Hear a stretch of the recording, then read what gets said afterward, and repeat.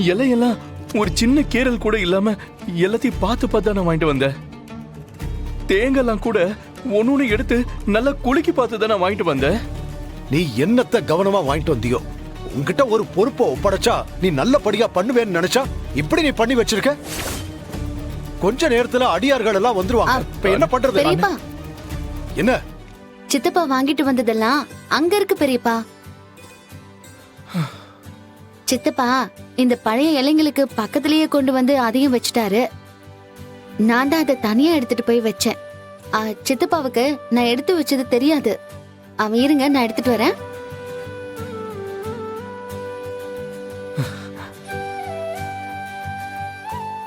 இதோ பாருங்க.